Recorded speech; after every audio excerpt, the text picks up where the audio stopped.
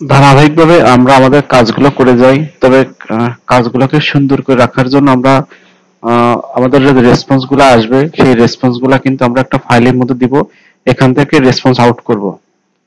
আর অথেন্টিকেশনের যে জেডব্লিউ টোকেনটা আমরা দেখাবো, এখন দেখাবো। তবে রেসপন্স গুলাকে একটা ফাইল রাখার জন্য আমরা কি করছি, হেল্পার একটা ফোল্ডার করছি, হেল্পার ফোল্ডারের মধ্যে রেসপন্স এবং যে টোকেন এসএসএল কমার্স আমরা এটা এবার থাক, পরবর্তীতে এসএসএল কমার্স যখন কনফিগার করব তখন এটা দেখে নিব। তো রেসপন্স আগে এই কাজটা করি। পিএইচপি এখানে নেম স্পেস আমার নিতে হবে, নেম স্পেস হেল্পার, এখানে যে হেল্পার আছে, হেল্পার হেল্পার নেম স্পেসটাকে আমরা কল করলাম। এখন আরো কিছু ফাইল দরকার রেসপন্সের জন্য, যেমন জেসন রেসপন্স দরকার, আমরা এটাও নিয়ে নিই। ইউজ JSON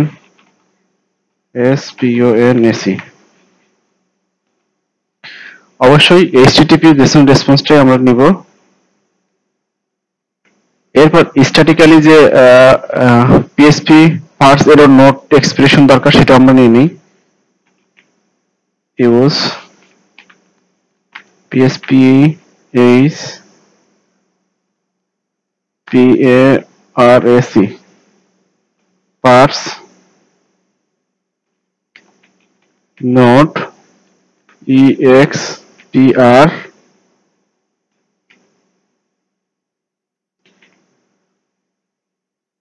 STA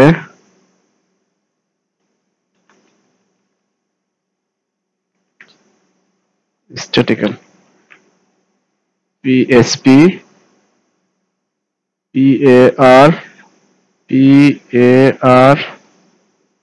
এখানে একটি বান বলেছে পার্স।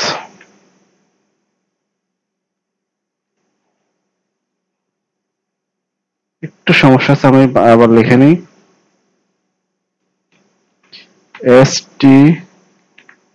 statical ওকে। এখন আমরা একটা ক্লাস তৈরি করব রেসপন্স হেল্পার নামে। এর ভিতরে আমরা দিয়ে দেব পাবলিক ফাংশন আউট। আমরা আউট করব রেসপন্স গুলাকে, এজন্য আউট হিসেবে দিলাম। যে কোনো নামে দিতে হবে, আউট না দিতে হবে তার কোনো মানে নাই, আপনি যে কোনো নামে দিতে পারেন।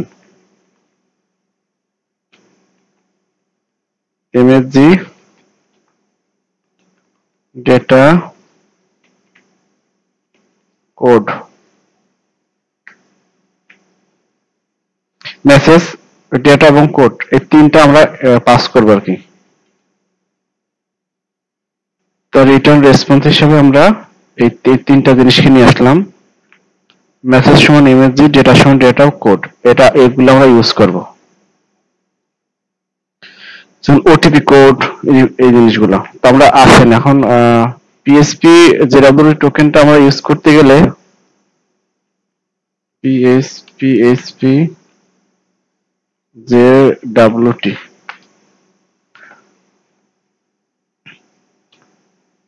পিএসপি জেডব্লিউটি টোকেন আমাদের, আমি এখান থেকে আগে জেডব্লিউটি টোকেন জেডব্লিউটি পিএইচপি ফায়ারবেস জেডব্লিউ টোকেনের যে গিটহাবের লিংকটা আছে, এখান থেকে জাস্ট আমরা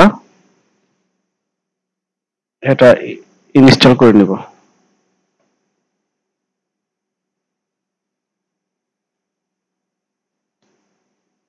আমরা এখানে দিই। ইনস্টল হতে কিছুটা সময় লাগতে পারে, আমি একটু ভিডিওটা পজ করে রাখি। ফাইলগুলো ডাউনলোড হচ্ছে, ফাইলগুলো ডাউনলোড হতে থাক, আমরা কনফিগারেশনে কিছু কাজ শুরু করি, পরবর্তীতে অন্য কোনো পর্বে গিয়ে আউটপুট আমরা দেখব। পিএসপি একটা ফাইল আমি নেব,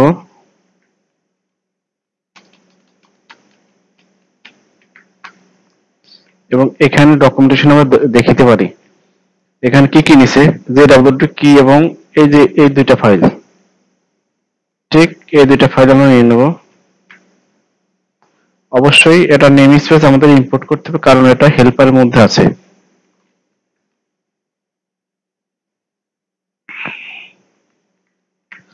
হেল্পারটাকে আমরা ইনপুট করে নিলাম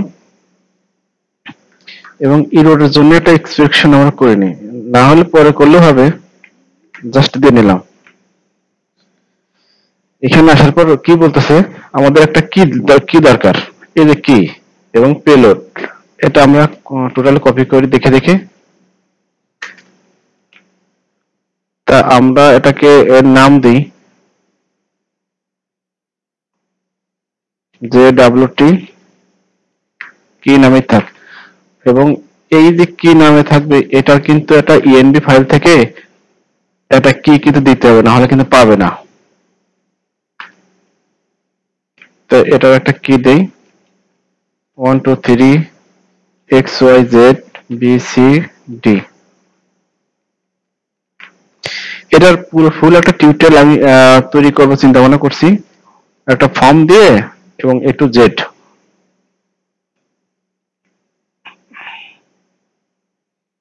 তা এখন এটা কিন্তু এখন পাবে, ঠিকঠাক ভাবে পাবে। তা আমাদের কি কি লাগবে, যেমন ইস্যু লাগবে, আমরা এটা না দিয়ে লিখি LARAVEL TOKEN টোকেন। তারপর এটা দরকার নাই, IoT আমরা দিব IoT IAT একটা টাইম, এই টাইম দেব না, জেনারেট একটা টাইম জেনারেট হবে, ঠিক এইভাবে দিব। এবং এর কিন্তু এক্সপার্ট থাকবে DXP, এই এক্সপার্ট টাইম কতটুকু থাকবে আরো বলে দিই, টাইম প্লাস ইনটু 60। এর সঙ্গে কোন কোন বিষয়গুলো আমাকে এর মধ্যে ইনক্লুড করতে হবে, যেমন আমি এর মধ্যে রাখবো ইউজার ইমেল, রাখবো ইউজার ইমেল, আমরা এটাকে $সাইন দিয়ে বলে দিই ইউজার ইমেল। এর সঙ্গে থাকবে একটা ইউজার আইডি, থাকবে ইউজার আইডি। এটা তো আমাদের তো রিটার্ন করে বলে দিতে হবে। আপনি যদি এখানে আসেন, এখানে কিন্তু যদি আসেন, এখানে কিন্তু ওরা ঠিক যেভাবে করছে আপনি ওইভাবে করতে পারেন, অথবা আপনি আমারটা দেখে দেখে ফলো করতে পারেন। এটা আপনি কপি করে নিয়ে আসেন। আপনার এই যে এই ভেরিয়েবল দরকার নাই, এভাবে দিয়ে দেন। এইখানে যে কি নাম, এই কি নাম এখানে আছে কিনা, এবং পেলোড এবং অ্যালগোরিদম, HS256 একটা অ্যালগোরিদম ঠিক আছে, ইনকোড হবে এভাবে। যখন একটা টোকেন তৈরি হবে অথবা একটা যে ডাব্লিউটি কি জেনারেট হবে, তখন একটা পেলোড হিসেবে থাকবে, এর পরবর্তীতে আপনি কিভাবে এটাকে রিড করবেন। তা আমরা আসলে রিডটাও করে ফেলি।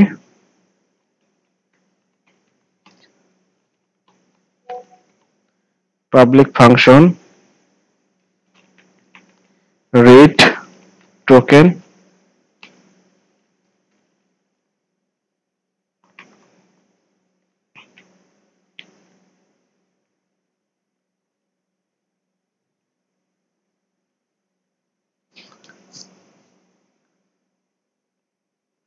এখানে একটা কাজ আমাদের করার বাকি আছে, সেটা হচ্ছে এটাতে আমরা কোনো ক্লাস তৈরি করিনি, তাই না? তো আমাদের ক্লাস তো তৈরি করতে হবে। ক্লাস যে ডাব্লিউটি টোকেন, এর মধ্যে কিন্তু আমাদের এই ফাইলগুলো আমরা রাখি, কিছু মিসিং আমরা করছি, সেগুলোকে আমরা ঠিকঠাক করে দিই। এরপর এটাকে তো ক্রিয়েট করতে হবে প্রথমে।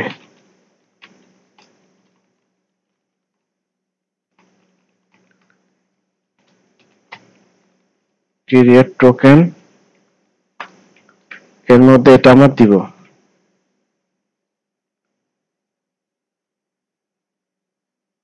এবং এখানে যে আমরা user email user ID pass করে দিব। একটা টোকেনকে আমরা ক্রিয়েট করছি, এরপর সেই টোকেনকে আমাদের রিড করতে হবে, কিন্তু এখানে কিছু ঝামেলা আসবে।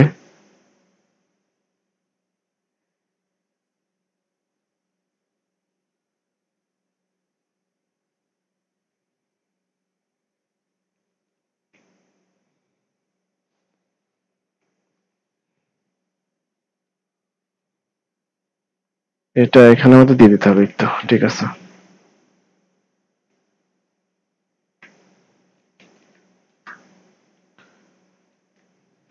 এটা স্ট্যাটিক না হলে পাবে না। এটা দেখবো যে পরবর্তীতে যে সমস্যাগুলো মডিফাই করে দেখবো।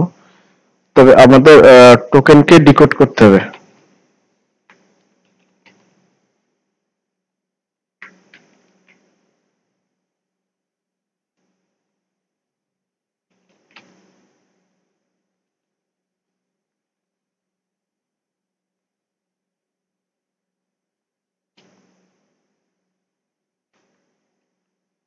টাকা মাত্র হয়েছে। ট্রাই ক্যাচ ব্লকের মধ্যে রাখলে ভুলগুলো ধরতে খুব সুবিধা হয় আর কি। আমরা বলে দিই যদি টোকেন যদি নাল হয়,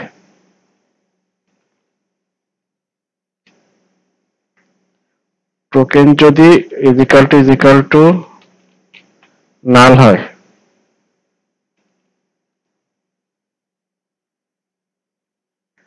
তাহলে এটা কি কি রিটার্নের আমরা বলে দেই রিটার্ন ফলস না করে রিটার্ন বলে দেই আনঅথরাইজ।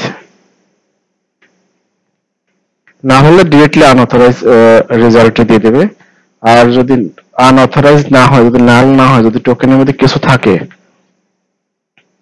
তবে আমাদের যে কি আছে না, এই কিটা নিয়ে আসবে, কি হিসাবে কিটা নিয়ে আসছে, এবং এটা অবশ্যই এটা ডিকোড করে দিবে। আমি এটা কাজ করি ভালো হয়, এগুলো না করে একবার রিটার্ন ডিকোড করে দিলে হচ্ছে। রিটার্ন টোকেন, এখানে আমরা একটু দেখে নিই। এই যে এটা রিটার্ন করবো আর কি। রিটার্ন ডিকোড নিউ কি,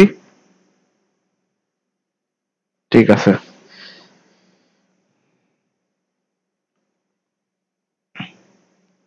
এবং ট্রাই যেহেতু করছি, ট্রাই ক্যাচ দিতে হবে।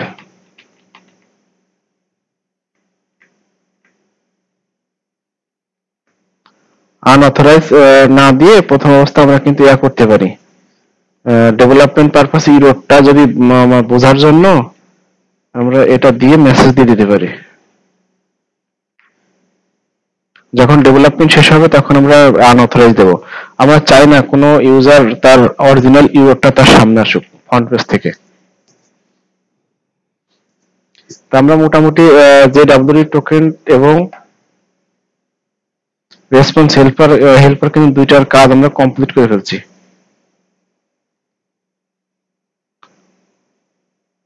এবং এটা আমরা ইমপ্লিমেন্ট করব যখন ইউজার কন্ট্রোলার তৈরি করব, ঠিক ওই সময় কি আমরা এগুলো করে ফেলবো যে ইউজারটা কন্ট্রোলার মধ্যে এগুলো ইমপ্লিমেন্ট হবে। তো এই জিনিসগুলো আগে থেকে রেডি করে থাকলে পরবর্তীতে কাজে কোনো ঝামেলা হয় না। তা আমি টিউটোরিয়ালটা আর বড় করতে যাচ্ছি না, কারণ আপনি যে ডাব্লিউডি টোকেনের অনেক ব্যবহার আছে, অনেক ভাবে করা যায়। তো আমার যতটুকু দরকার এই প্রজেক্টের জন্য, ই কমার্স প্রজেক্টের জন্য আমি ঠিক ততটুকু নিছি। এবং আমার আরেকটি প্রজেক্ট আছে, আপনি যদি দেখেন লারাভেল সেলস ইনভেন্টরি প্রজেক্ট, ওইখানে কিন্তু যে ডাব্লিউডি টোকেন একটু ভিন্নভাবে করা। আমি লারাভেল সেলস ইনভেন্টরি প্রজেক্টের লিংকটা আমি ডিসক্রিপশন বক্সে দিয়ে দেবো, আপনারা ওইখান থেকে দেখে নিতে পারবেন। আর খুব শীঘ্রই যে ডাব্লিউডি টোকেনের উপর আমার একটা সিরিজ হতে যাচ্ছে।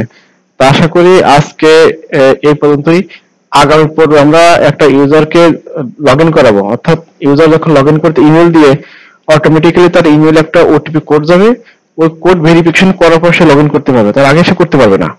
এই কাজটা আমরা আগামী পর্বের ব্যাক এন্ড ডেভেলপমেন্টটা দেখবো আর কি। ধন্যবাদ সবাইকে।